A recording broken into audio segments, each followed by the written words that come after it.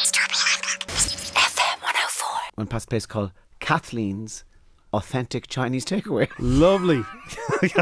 As opposed to Kathleen's fake way. Yeah. So, but the curiosity bit was she did Chinese on Tuesdays and Wednesdays, but Thursday through to Saturday it was just burgers and chips. All right. So stuff like that. That's beautiful. I love, and I came across two great phrases on the road as well. I was in Clochanover, which is near Headford in County Galway. Yeah. And I was talking about a bar that mightn't have been fiercely glamorous or anything. And this fella shouted out from the audience, "It's the type of place you'd pop into for an offside pint." An offside, I love that. Oh, yeah, sneaky. Isn't that it's lovely. Just the one. It reminds you of back in when people were taking pills of the cheeky half. And the other great phrase I came across up in the same bar, actually, in the same night, was the notion of the stray ride. Oh, yeah. I've never heard that phrase before. They're both nice events, The stray ride almost tries to put tries to put a rosy glow on adultery. Yeah. But it's not that. It's more you can have a stray ride with your partner. You just neither of you are expecting it. Yeah, that's a kind of. So the gorgeous phrases of the country. That's beautiful. I love it, Yeah. And I'm in Navan now, and Castleblaney and Monaghan, and up to Gweedore and Donegal, and I love all that stuff. The last time I saw you, I went to see Bill Burr. It was an amazing gig. Wasn't it brilliant? Yeah. Such sometimes there are lots of comedians who have high profile, and they've done the work to get the high profile, but their work when they've reached that top level isn't as good as what the work they used to do. And that's not the case with Bill. I think Bill is getting better. That was one of my favourite stand-up shows that I've ever seen. It was so... and the way he played such a big room, like 8 or 10,000 people there, and he wasn't trying too hard, he wasn't shouting and roaring, he was just... That was beautiful stand-up, really, really beautiful. Sounds like Tommy Tiernan without the shouting and roaring. Yeah, I tend to... I haven't gotten over the fact... I've never gotten over the shouting thing. I'm trying really hard. But can he do an impression of his dog? Can I do an impression? No, can he do an impression of his dog the way you can? Yeah, he did. He told a great story about He his dog. told a brilliant joke of his dog, yeah. But his dog been taken away and trying not to cry. Yeah. He's been... Roar, roar. That's my Bernese mountain dog. Is it like a filmmaker that when they watch a film, do you let the show wash over you first, or do you see, oh, that was technically very good, oh, you did a good call back there, or do you just enjoy it as a show? You'd be doing with the bad ones. Yeah. But people like, say, and there are some comics doing mighty work at the minute. Dave O'D. Yeah. David O'Doherty's doing. Oh, he's always been brilliant, yeah. Jason Byrne. Yeah. Jason is he's like a ginger Richard Pryor now. Yeah. He is brilliant. Andrew Maxwell is kind of turned into a Lenny Bruce. Yeah. So sharp and so political and so astute. Sean Locke is somebody who he's so funny. He makes me laugh so much. So with comics like that, you're too busy laughing to be concerned with technique. Yeah. It's with others now that maybe aren't in full flight that you be kind of going, yeah. Okay. We won't ask you. Yeah, but when you go I can see the join there. When you go to gigs, do people not say, "What are you doing here"? Well, I usually only see people at festivals. Okay. So like at the Ivy Gardens, it was great. I got to see Neil Hamburger, a couple of Americans that I saw. Is it Julie J? Julie J, yeah. From Cork. Yeah. Oh my God, she was brilliant. Yeah. She was brilliant.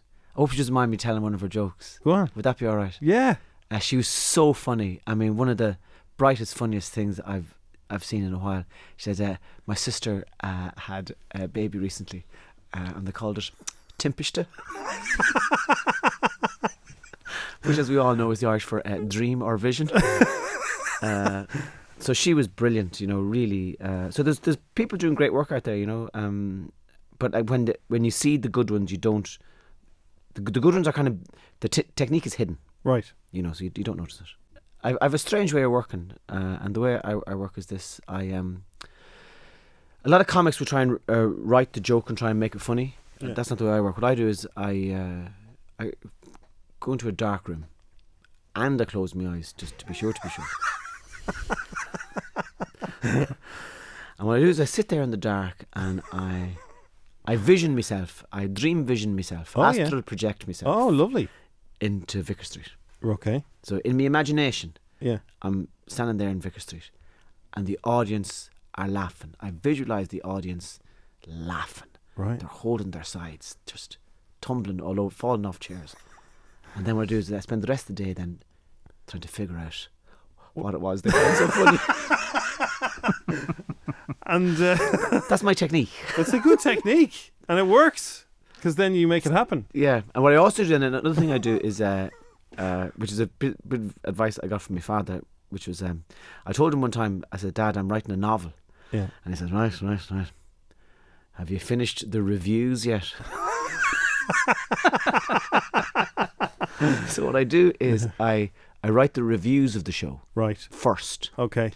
And the reviews of this one, they're bad. Are they bad so far? Oh, Okay. Irish Times, an ill-judged, ill-informed performance from a ill man. Right.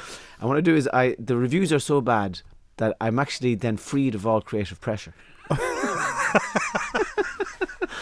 The Irish Independent. This man is getting worse and worse and worse. Probably the most appalling stand-up show I've ever seen. Yeah. End quote. And that means I can do it wherever I want. No pressure. Yeah. Because I'm appalling. But sometimes I think that works best for you. I don't mean to be appalling. I heard you talking to Dave Fanning during the summer, and I don't know where you'd been the night before. Was it the IFTAs? You wouldn't go to the IFTAs. Maybe, yeah, would you? Yeah, Okay. I was at the IFTAs, yeah. And you were hanging. Yeah. And Dave Fanning, who talks very fast anyway, and Yeah. you're trying to, you're like, what are you actually trying to ask me? Yeah, but his form of questioning would be like the way the Apaches would have attacked the cavalry. But it was a brilliant interview. Like- Was it just? Yeah. They just run round you very fast. Yeah. Roaring and shouting, and it's very hard to make out what they're saying. What do you want, lads? I don't know if you remember. At one point, Tommy says, "Stop! What are you trying to ask me?" I was great. He'd ask you one question, but halfway through the question, he'd get reminded of another question he wanted to ask you, and then he'd come back to a third question. Yeah. That was nothing. So he's a kind of one of those chairs that gets spun at the Wurlitzer. Yes. Yeah, he's a difficult man to be interviewed by. And I remember somebody texted in and say, "I was having a bad day, but listening to Tommy for 15 minutes is just, I'm grand again." Yeah. Is it nice to have that, to be able to have that effect on people? It's funny, you'd never trust it. You never trust people when it's not that they're lying. It's not that you're kind of staring at them trying to. It's just that you don't really. It's very hard to know. It's not a. Yeah, it's not that I'm uncomfortable with that, but I don't know what to do with it. Yeah. Thanks. You know, yeah. Or- Yeah. Thanks very much. Yeah. Appreciate that. Thank you. Yeah, that's not. Oh yeah. Yeah. Really. Thanks. Yeah. Yeah, it's hard. It's no. What do you say? What do you say? Like, It is a bit awkward.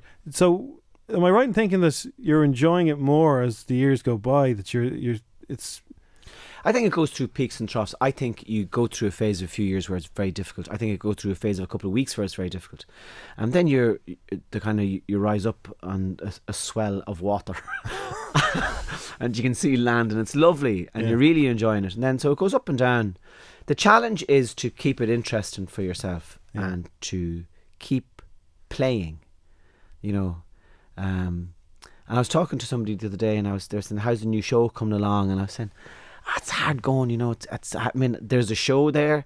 I don't know how funny it is, but there is a show there. It's kind of coming together. And she says to me, she says, all I want you to do is make me laugh. Yeah. You know, I don't worry about anything else. You know, so I guess that's the ultimate barometer.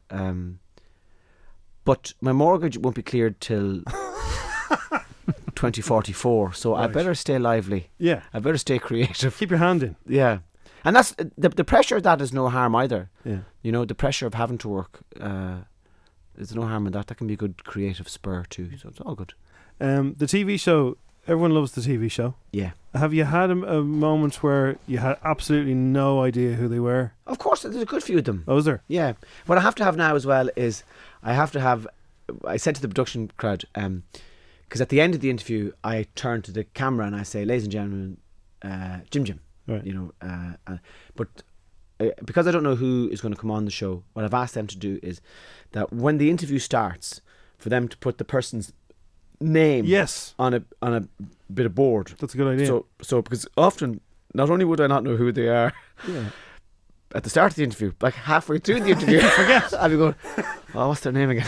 What we should all adopt is do you remember your Owl Lads technique of he'd run through every name in the house when he was calling at you. So for me,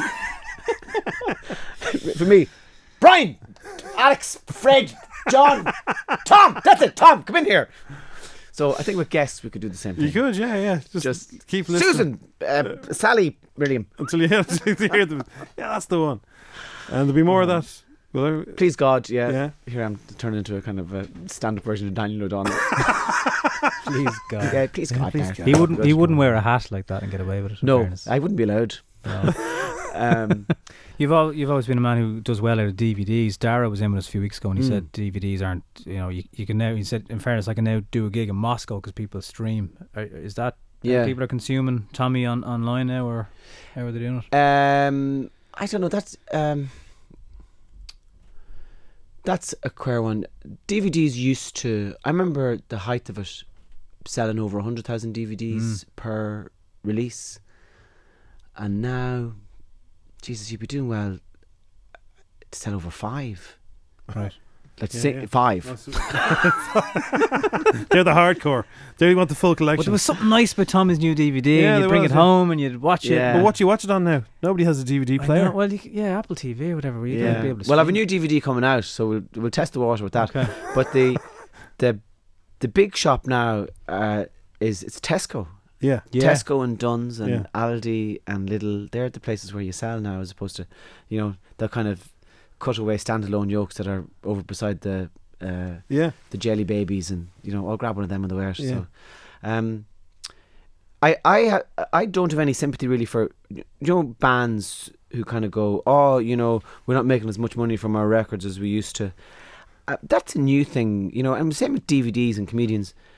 Historically, you earned your living on the road. You're, and the whole thing of making money while you were sitting at home and people were buying your records in shops, that's not that old. That's 60 or 70 years old at the most. So when you buy into the work of it, you're buying into a life of performance on the road, and that's where you earn your crust. So if I sell one DVD, it doesn't really matter a damn to me. You just you throw it out there if people want it, fair enough. But you earn your living on the road. We're kind of travelling entertainers, is what we are. So, and you love it. I do love it, and I'd leave the house of a Thursday. Yeah, and I would be, and I'm not even going to glamorous places. No, Tubbercurry, Haskra, but everywhere has its own Nina, thing. Yeah, and I love the drive of it, 2 or 3 hour drive, and it's so stupid. I love tarmac and hedges and topaz. And cups of tea. It's the job you were born to do then. It's just, I love it. I was in Roscommon last night and I was thrilled. I mean, I was more excited leaving it after the show, to be honest. But I was thrilled to be in Roscommon and driving around it and having a look at the town. And it seems to me to be a very ordinary way of life. There's no airplanes. There's no bodyguards, it's just you and your 7 Series BMW. Is that what it is? Driving around council estates in Roscommon. I mean, this is the dream. Does it have massaging seats? Get away from the car! Get away from the car, you pup! Isn't that an idea for a show though? On the road with Tommy Tiernan, and you could be driving to your gigs and either. No, it needs more. A show would need more than that. I don't know, Tommy. Just like a GoPro cam on your own head. Yeah. I really, really enjoy it. Really, Yeah, I find it hard sometimes leaving the kids. Yeah, of course. Of a Thursday, but that's usually by the time I hit the Dublin roundabout, that's gone. You did kind of wink when you said kids. You winked a little bit. Yeah, that's my poker tell. 10 nights in Vicar Street. That's for starters, I'd say. Paddy Crazy Horse is the name of the show. Tommy Tiernan is back. When are the nights again? You're asking the wrong man. Tickets are on sale. Oh, hang on, I can tell you. Good job it's not live. We always say, oh yeah, here we go. January 4th, 5th, 6th, and right the way through January there. So a lovely Christmas present. Mighty Christmas present, actually. Yeah. If you're not in Aldi to get the DVD, of course, pick that up as well. But don't leave it till then, because it's Tommy. It'll probably sell out. Yeah, exactly. You never know. It's good to see you again, man. It's great to be talking to you, lads. Fair play. Thanks for having me. And best of luck with the tour, and we'll see you again soon. Thank you.